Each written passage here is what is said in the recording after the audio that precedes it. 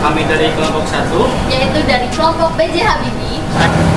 Saya Arya Puja Nugraha, NPM 19350-702. Saya Jasmine Nur Syafika, NPM 193507028. Alhamdulillah, kelompok kami, yaitu kelompok B.J. Habibie, telah menyelesaikan membaca buku, yakni buku Landasan Sosial Demokrasi. Dan saat ini kami berdua selaku mewakili dari kelompok B.J. Habibie akan menyampaikan poin-poin penting dalam buku Landasan Sosial Demokrasi. Yang pertama, yaitu pengertian dari sosial demokrasi. Apa sih itu sosial demokrasi? Sosial demokrasi adalah istilah yang secara otomatis menerangkan maknanya sendiri. Adalah istilah yang menyodorkan janji untuk berada dalam sebuah lingkup demokrasi yang membawa manfaat berupa kesetaraan secara sosial demokrasi bagi semua warga yang berada di dalam suatu sistem kemasyarakatan.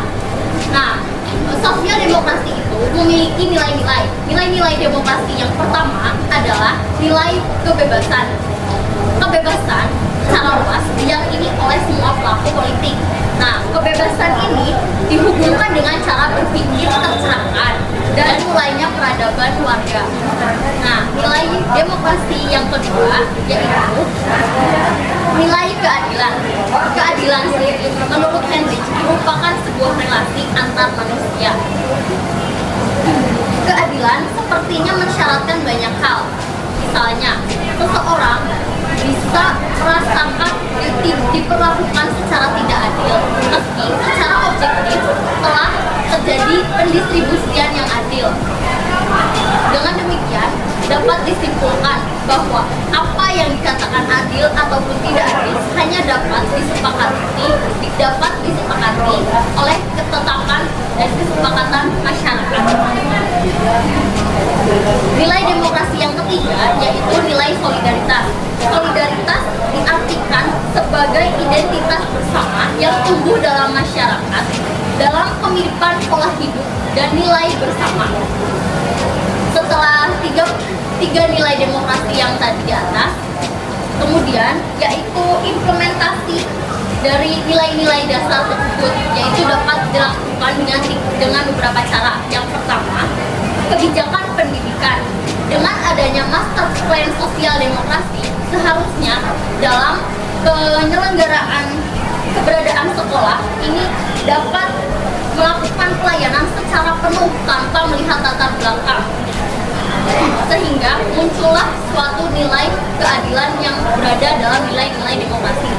Yang kedua yaitu dapat dilakukan dengan cara kesehatan masyarakat harus utamakan dengan adanya fasilitas kesehatan dan obat-obatan gratis.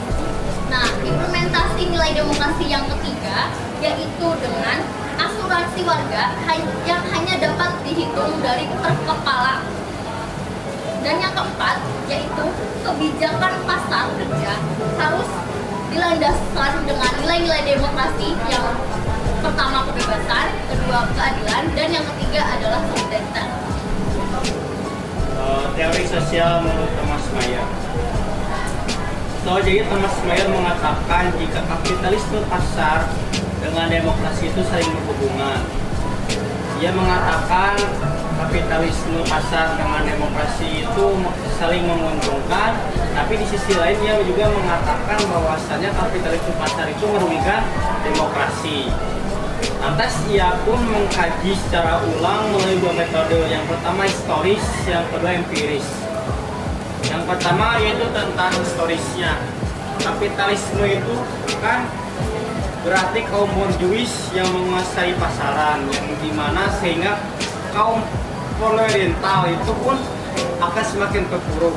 Tapi di sisi lain ia melihat bahwasanya ketika seorang sudah memegang suatu alat, ia akan terjamin dalam hidupnya.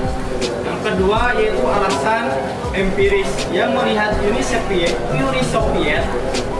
yang dimana ia menerapkan kapitalisme pasar yang akan mendukung berkembangnya demokrasi, tetapi di satu sisi pun ia melihat adanya kebobrokan terhadap demokrasi yang disebabkan oleh kapitalisme pasar yang terlalu bebas. Lantas ada beberapa contoh negara yang menggunakan demokrasi. Yang pertama di Amerika, ia tergolong rendah. Amerika Serikat sebagai sosial demokrasi inklusi rendah. Ia mementingkan kebebasan terhadap individu, tidak mengikut campurkan terhadap pemerintah. Otomatis akan memunculkan yaitu pemikiran skeptis ataupun bertanya-tanya terhadap pemerintah. Entah bertanya tentang kebijakannya ataupun terhadap aturan-aturan yang ia buat. Tetapi di sisi lain, Amerika Serikat memiliki presentasi kemiskinan yang tinggi. Yang kedua, Jepang. Jepang sebagai contoh inklusif ekonomi yang menengah. Jepang merupakan salah satu negara yang terbesar yang maju, kan? Yang dimana ia melakukan demokrasi yang tidak berlandaskan tentang ideologi ataupun kepercayaan. Tetapi kerugian dari demokrasi Jepang itu adalah ia hanya memfokuskan terhadap masyarakatnya atau sipil, tapi tidak melihat masyarakat imigran ataupun masyarakat luar. Seperti itu. Yang kedua di Swedia. Yang ketiga Swedia. Di Swedia merupakan inklusif sebagai yang tertinggi gitu kan. Yang dimana pendidikan gratis, presentasi ekonominya sebesar 80%, yang alias pengangguran juga digaji gitu kan. Oleh karena itu Swedia dinobatkan sebagai inklusi tertinggi. Masih untuk penulis bukunya yaitu Tobias Gilbert dan CS dan kawan-kawannya yang berhasil merangkum dalam buku itu. So ini merupakan buku yang baik ya, yang sangat baik itu kan, khususnya untuk kita sebagai mahasiswa ilmu politik yang dia belajar bahwasanya berpikir itu secara kritis, empiris ataupun secara logika. Ini buku memang sangat direkomendasikan. Cukup sekian review buku Landasan Sosial Demokrasi dari kami. Mohon maaf apabila ada kekurangan dan saya ucapkan terima kasih.